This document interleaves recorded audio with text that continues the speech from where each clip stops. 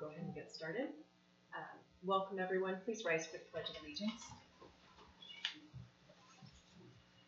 I pledge allegiance to the flag of the United States of America and to the republic for which it stands, one nation, under God, indivisible, with liberty and justice for all. Thank you. Please be seated. I do need a motion to approve tonight's agenda. So moved. Second. We have a motion and a second. All in favor say aye. Aye. Any opposed? Hearing none, the motion carries.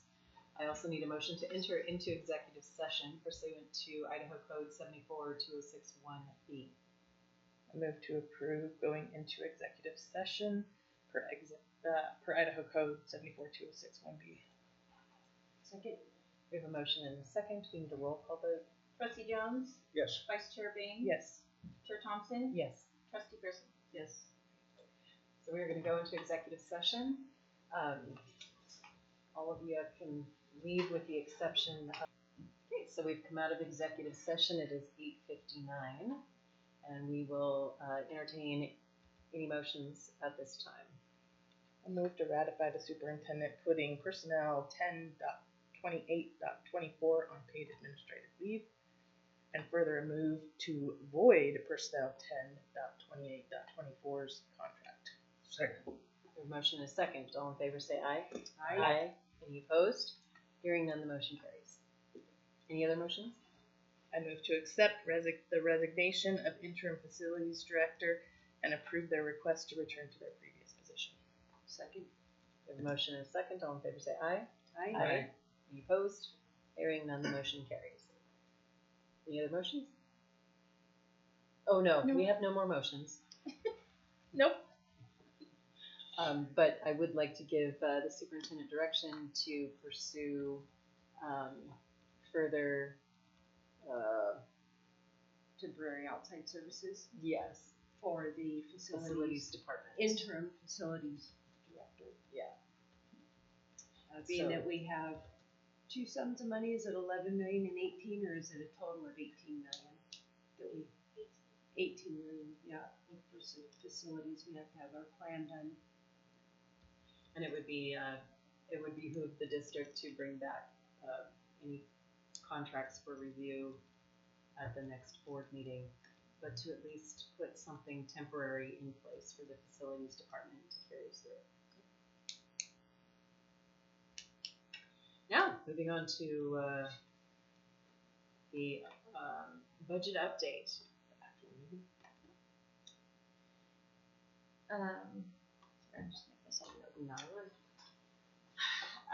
We just wanted to bring to the board just a quick update. So if you think back to last spring when we were planning on a reduction of students, we were planning on 4,400 kids being in school based on rolling last year's existing students up. We came to the board with a plan, and part of that plan was there were 12 positions that we were going to safeguard and not fill because we didn't need to, because we were going to be less students last year. So we planned for 4,400. We actually have 4,650, and so we have had to fill some of those positions that we were trying to safeguard in order to not have our class sizes extraordinarily high. As we always do, we still have a couple of pockets where we have higher numbers than what we want. Garwood Elementary, 3rd grade right now, we've got 3 3rd grade classrooms. All 3 of them have 28 kids in a classroom. And we have talked about being closer to 20 at 3rd grade. So it's causing our CFO some heart palpitations as we're filling those positions that we were trying to kind of safeguard because we don't know for sure how our attendance is going to impact, even though we have more kids. Is that going to generate more revenue? We'll know here soon, because this Friday is our end of our first 10 weeks of school. So we'll have a better indication. I did talk to Principal Massey about options. And so we have some interns that we could look at hiring, which would cost us only half of a full teacher because they won't have their certificate until they graduate in December. They'll get their certificate in January. Jake has 5 different specialist teachers in his building right now, which is more than the other schools have. And we did talk about, does he have enough specialist time if we took one of the specialists out of the rotation and put them into the classroom and just had 4 specialists, and he can make that work. So that doesn't require us hiring another person. Those are just some of the things that we're thinking about, but I felt that the board needed to be aware that we've had to add some of those positions back just because we're 250 kids more than what we thought we would be when we were planning for that. 28 students in 3rd grade classes is too many. So we need to resolve that. How will we choose to do that? I am not in favor of just putting an intern there just to save a buck. I think they deserve an educator, someone who's a teacher that's already got their credentials, and let the interns still be in their learning environment. I think that's more valuable for the students. We just at the end of, or the beginning of the school year, we had several primary classrooms that we had to add teachers to, and we struggled with the applicant pool at that point in time. And we've got some teachers that we've employed that we're having to do a lot of coaching with because they're struggling. And so it gives us other avenues to look at. I mean, we would obviously, you have to open the position and we have to look at who's certified and credentialed to do the job before we can even talk about hiring somebody who's not yet credentialed. Right. So we would go that path. If that's the way we go, my preference would be that we move a specialist into the classroom so we're not hiring somebody new. And the specialists are all certified teachers, correct? Well, 3 of the 5 are, so we'll do 1 of the 3. Okay. What kind of specialty are they? Well, they're all K-8 certified. The 3 who are certified are K-8 certified teachers. One of them is doing PE, one is doing music and advanced learning, and the other one is science. Is what? Doing some science. Oh, science. Science. And then we have a classified building tech who does the computer and stuff, and then the classified librarian. So. Yep, that's why you're here. Well, actually, she should be here, but I think this just warrants.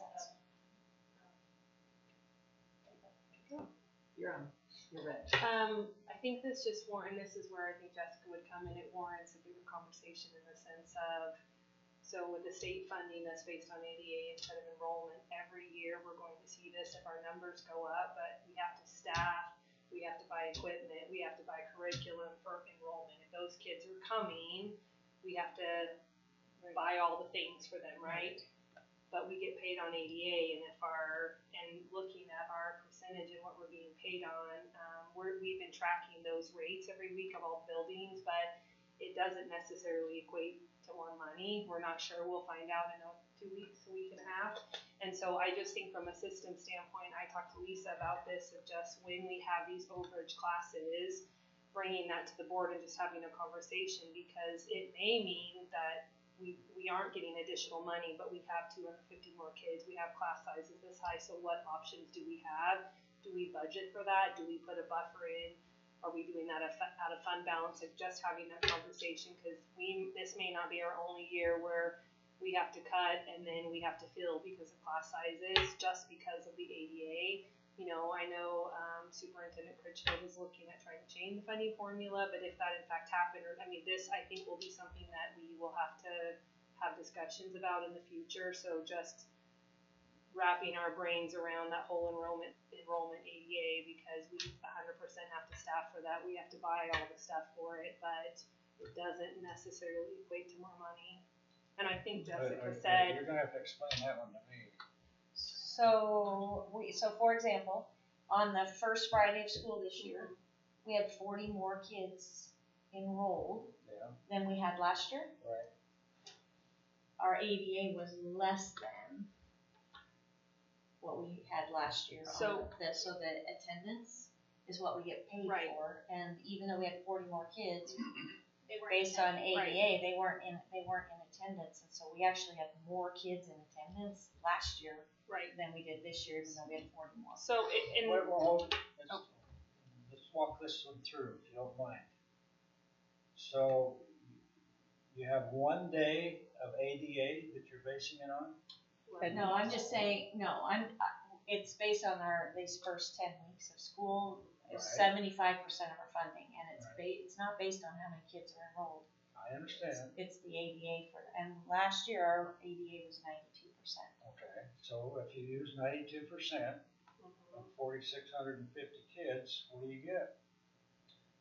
We get roughly where we were at, where I think it's gonna be slightly below where I budgeted, which is my biggest concern. I budgeted at 215 support units, I think we're gonna end up at 214 and a half. And so that's less revenue, because that's how much attendance plays into these numbers. I tried to budget. Kids don't show up. So They're not. Kids don't show up. I mean, But it's not, the problem is that we didn't have 4,400 kids last year. We ended the year with 4,500, but when we rolled everybody up, we were going to lose 124 if we didn't get it. If everything stayed the same and we didn't get any new kids, so we had 4,500 last year, not 4,400. right. And so ADA. So how many units did we budget on? I budgeted on 215 for midterm support And units, what's your projection? 214 and a half, which is a lot. How can that be? You gotta, Based on attendance of the children that we have enrolled in the district at this time. doesn't make sense. It does. You're gonna have to put it on the board somehow. And we What went. they're saying is the average daily attendance that they utilized to calculate the 215 that they were banking on is less than where we're at right now, that we may be being funded on. We're gonna be being funded on less average daily attendance. We're funded on last year's attendance? No, we're funded on this year, so the first 10 weeks of the school year. Yeah. And so we weren't even able to, if we wanted to, even run an emergency levy this year, because even though we had more students, they were not attending. So we actually ended up -1 when you look at students in chairs on those first 3 days of school. Even though we had more students enrolled, they weren't coming to school. Yeah, I understand that. And that's been I a don't trend understand through the the rest. of what you're doing. But it's a trend through the rest of this first 10 weeks is we have higher enrollment, so we're staffing for this higher enrollment, because it's just like if I have 11 buildings, I need 11 custodians. So if you have X many kids in the building, we need to have this amount of teachers to teach them and have the class sizes. Yeah. If they're not showing up though, I don't get to claim them and they don't count into our support unit. And so that lack of attendance is destroying our number. It really is.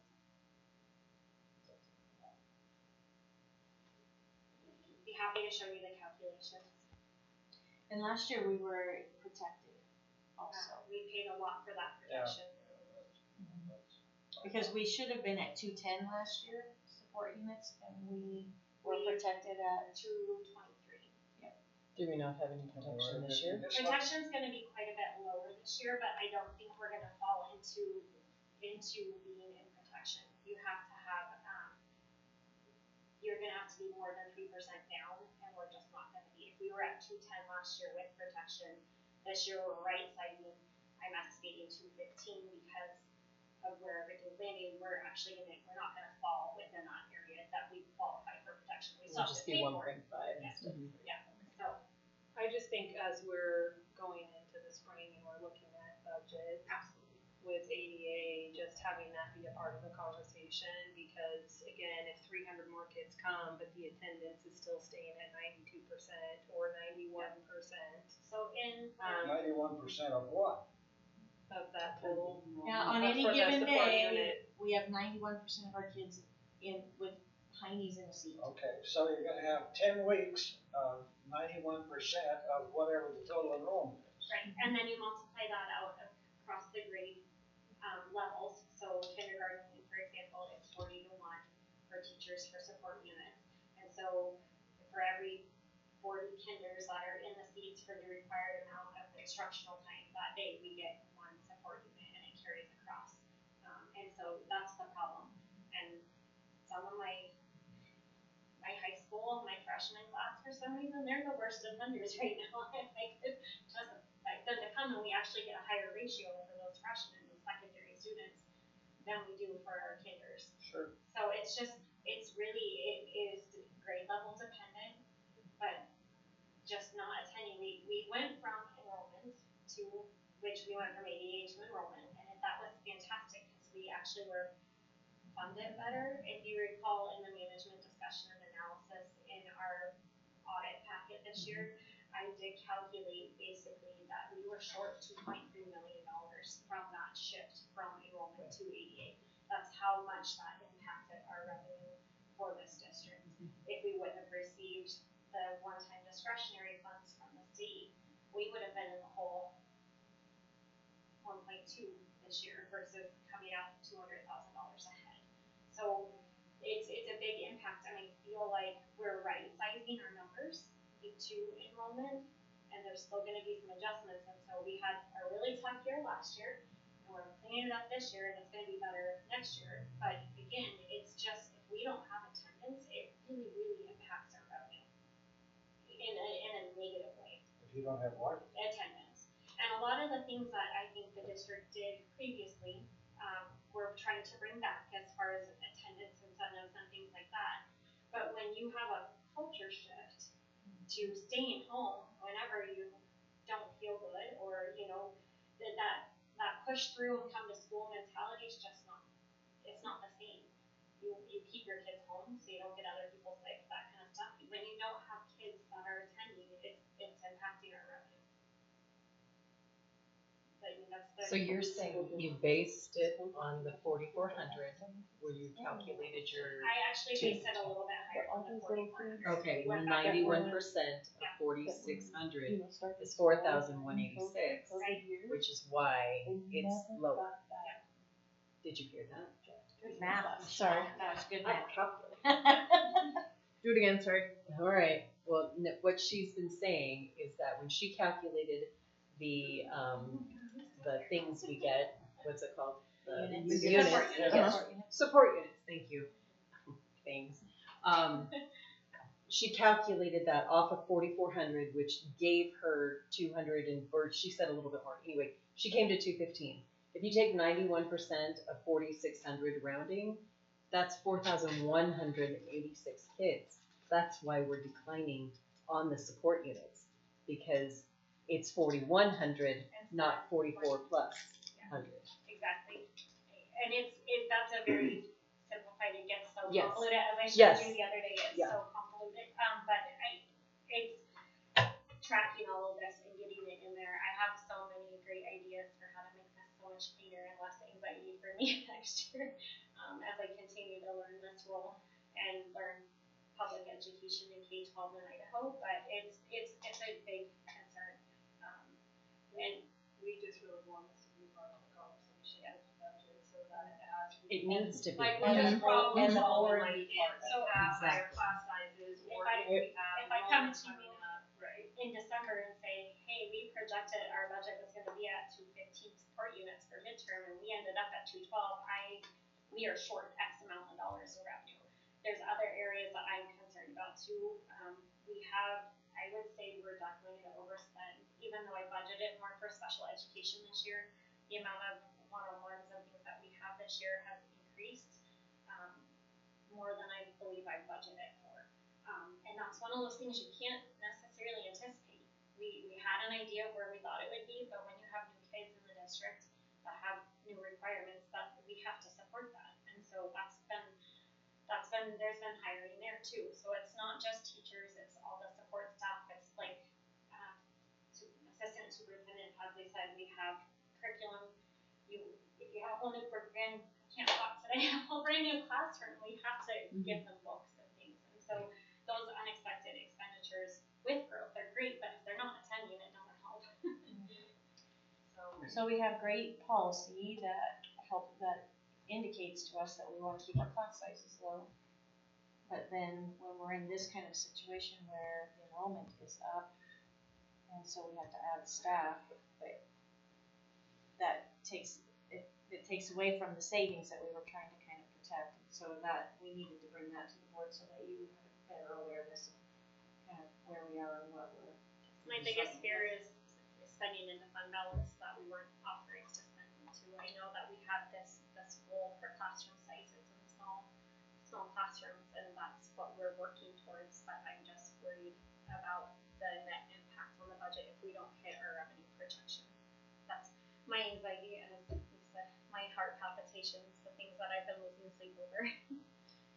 So we have, our principals have all been kind of working on how do we get attendance up over this first 10 weeks, and School Price at Spirit Lake Elementary has done an amazing job with what she's done. So she just told her kids at the beginning of school, we're going to have, there's going to be one day this year, it's going to be the best day ever of school, but you only get to participate if you're here on that special day. And she's tracking and giving little reports to classes with perfect attendance and being very intentional. So her attendance looks really good. We don't have that same level of buy-in in the buildings. So they're all trying different things, but she was kind of all in. So she's provided a good model for us for moving forward. So we get our best 10 weeks, and then we get our best 10 weeks, and then we get our best 28 weeks. We always budget less support units for best 28 weeks just because it does take in a larger, and we do decline over the course of the year when families moving, things like that. So, yeah. I'm trying to hit those projections. Well, and I mean, I just can't stress enough that if we're spending money to educate children, then I think we're spending it correctly. Exactly. And that's what we have to do, is the money has to be spent for educating these children. And I will be the first one to say that we are spending it absolutely. If you look at our expenditures go to students. They absolutely do. I have no doubt, talking to anyone in the community, that I can defend that no matter what, that our money is spent on our students. My biggest concern is if we don't have the money, that we're dipping further into fund balance than we anticipate it, and that is a concern for me based on our board policy threshold. Well, and maybe it's a consideration that we need to look at the threshold. I would That love need to be adjusted. I don't know. And I would love to come back up here and tell you December that I was wrong. That would make my whole day to tell you that I was worried for nothing, but I'm conservative when it comes to this, and so the right thing to do is just let you know where we are at this point. And we appreciate that. So we are holding the line, and people are submitting purchase orders. We're going to be looking at what is it that they're buying. Is this something that's going to our kids? Is it necessary? We're trying to kind of just monitor all of the spending, but anytime we have to spend money, I run away from Jessica. She comes and finds me. I do. What were your support units again for this year? I budgeted at 215 for best, the midterm support units, and 214 for best 28 weeks. So I am very hopeful we hit those. But even then, we did replace some of those positions that we had budgeted to not replace, and so that's going to be a hit. Ideally, we would come out ahead, and we would have more than 215 support units. But even then, if we don't have a minimum of 215, we're still probably spending more into it because we had projected not to fill those positions, and that was $1 million of our 2.3 that we cut from the budget. So.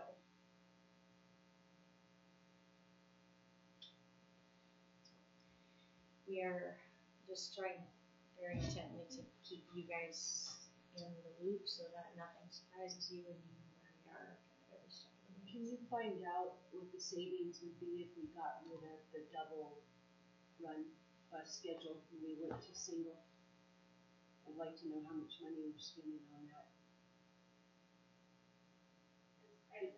Yeah.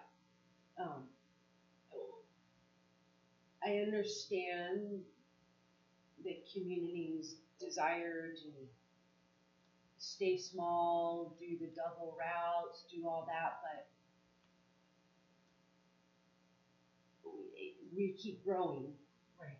You know, and so the state's only gonna give us what they think we need. They do not care About what we think is important. Yeah. Right. Yep. So I'm concerned because we have election coming too, voting. So I would like to know what that number is. Yeah. You know.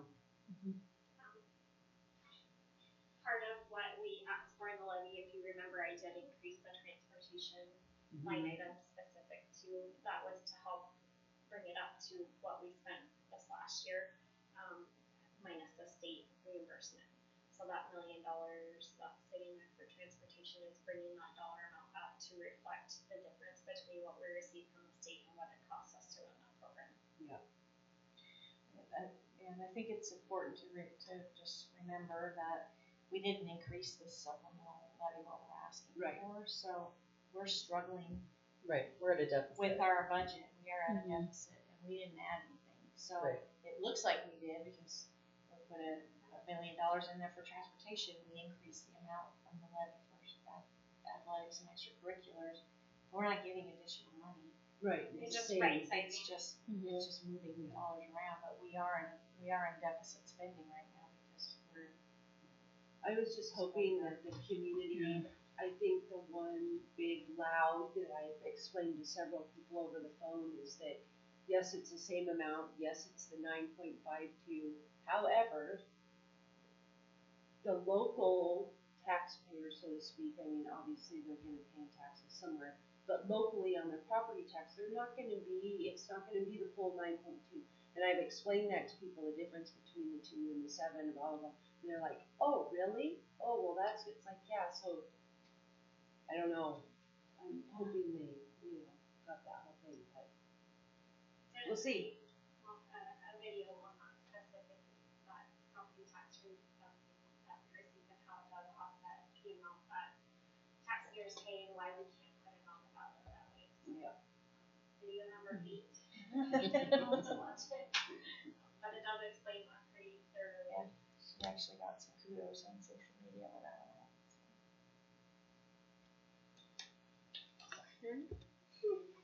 So Trustee Jones, if at any point in time you want to sit and I'll with be in. next to Jessica and look at the sheets that she's got to fill out from the state for budget purposes, you'll be able to kind of get a better sense. And is there any discussion on a 10-year plan facility modernization fund? Or was that addressed with the facility? That was, and then just, I plan to bring it, I'm doing my best to bring it to the next board meeting. Okay. I would really like to get it signed off on so that we can get the money from the state so that we can start collecting interest on it instead of them. So my goal is to have it for the November board meeting. So it doesn't appear that there's any action items that need to occur off of the budget update that we discussed. Okay. Does anybody have anything else they need to state with what's on the agenda? Any comments or questions? Alright.